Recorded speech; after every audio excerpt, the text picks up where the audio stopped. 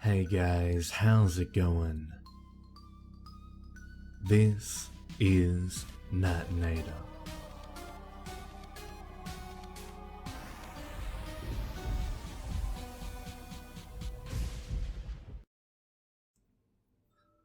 The worker stood in the foyer.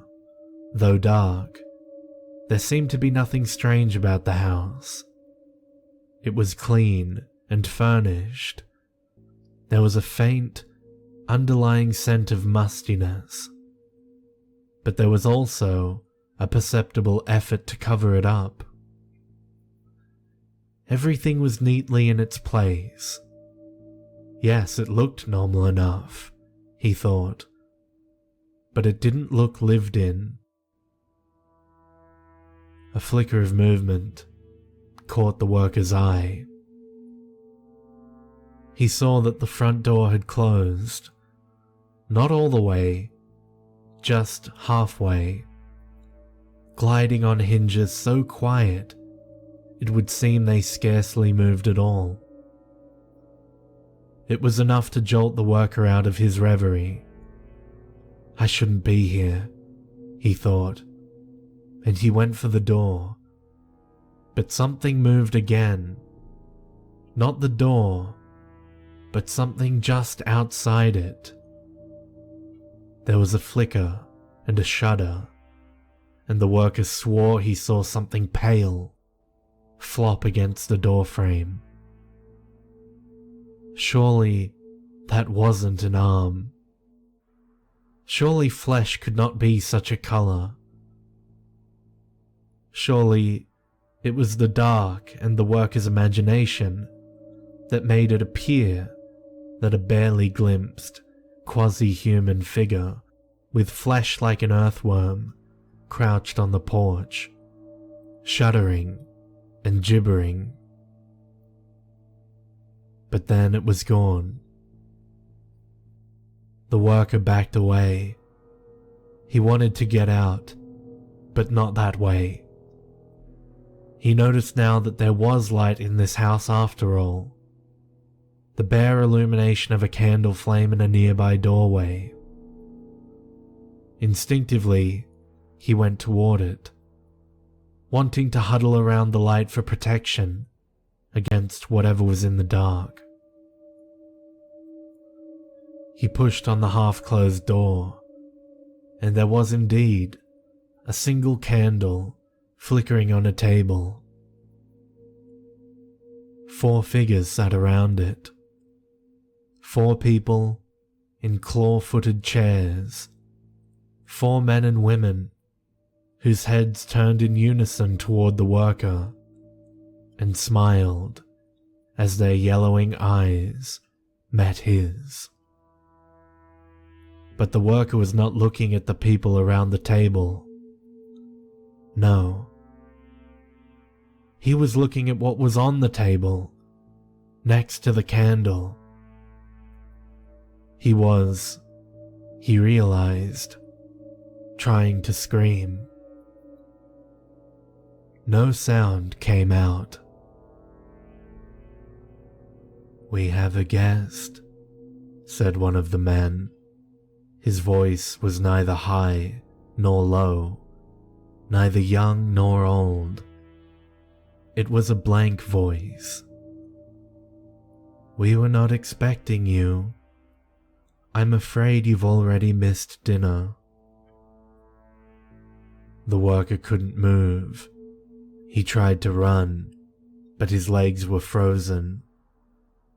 He continued to stare at the table. The man who had spoken balled up a red napkin and tossed it onto the tablecloth. "At least we can offer you the hospitality of our company. Why don't you sit and tell us a little about yourself? What's your name?" The man still smiled. His face was the color of chalk. The worker realized they expected him to speak, but his tongue clove to the roof of his mouth. "What's the matter with you? Can't you talk?" Or are you one of those unfortunates? The man's bloodless lips sneered. Look at his clothes, said one of the women. He looks like some common rabble off the streets. Probably came off of that bus. Do you think so? The man peered at him. The two silent figures nodded in agreement with the woman. Well then, since we've already eaten, and since he cannot speak, and since he is not the right sort of person, I suppose we have no choice but to throw him out. The worker felt a hand on his shoulder.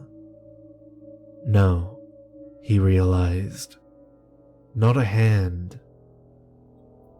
Just something cold and clammy that might be called a hand if you knew no better word for it.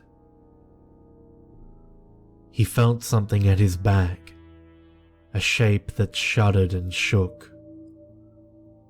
The man with the pale face smiled at whatever was behind the worker.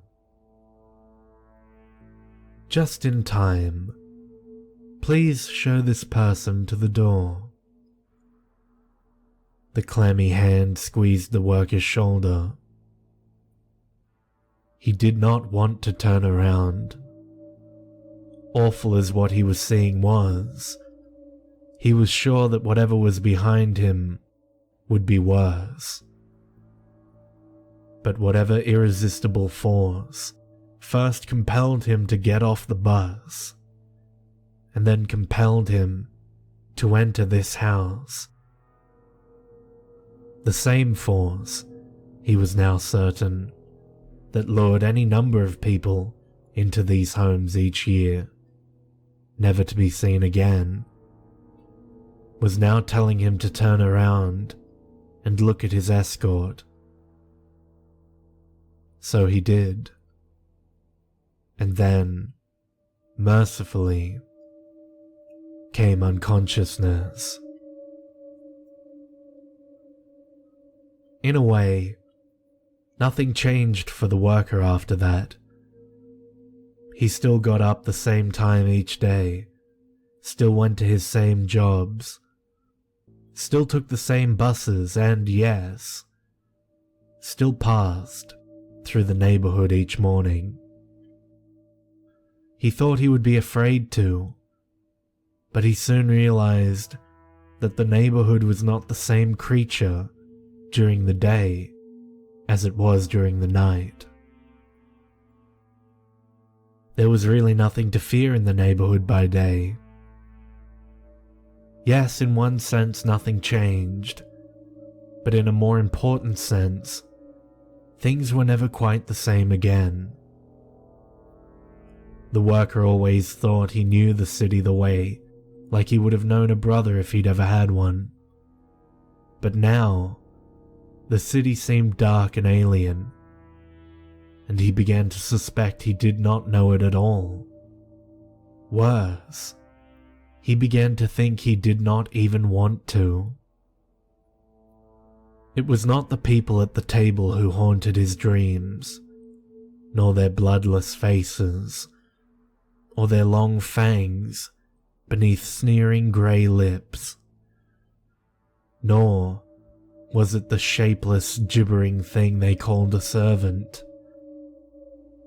No, what haunted the worker was the memory of that blood-stained napkin on the table, and the remains of the nightly meal spread out on the red dappled tablecloth.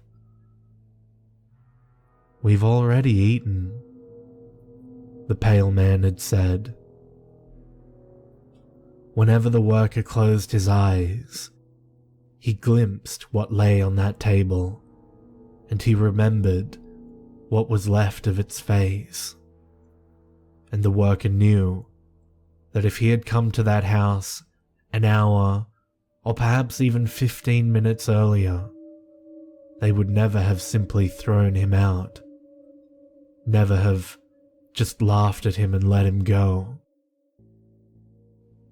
And now he understood why the neighborhood was empty by daylight, and why it never looked lived in. Because certainly the things that inhabited those houses could not be called alive, and they could not abide the light of the sun. But the city belonged to them, and they were its true inhabitants, in a way the worker never could be. In all likelihood, they had been here since it was founded, and would stay here forever. And that's how it happened. I don't expect any of you to believe me, but that's alright. I'd almost rather not be believed. Where is this neighborhood? What route is that? Let's not pester our new friend with a lot of questions. You were the one who was interrogating him in the first place. I just want to know... Well, I don't want to know what route it was, even if his story wasn't true. Can we just talk about something else? Yes, we can. And we should. My story's done. There's nothing else to say. Now wait a minute, friend. I appreciate you breaking the ice for me, as it were, with that story. Because I have a story of my own. Ah, here he goes. I'd say it's even stranger than yours. And since you were honest with me, I think it's only fair that I be honest back. If he's gonna do this, we need more beer. I need more anyway. Does anyone really want to hear this? I do. I do too. I believed every word of that first story, and in fact, I have one a lot like it. And if anyone else has one too, I want to hear it. And I'll buy the next round.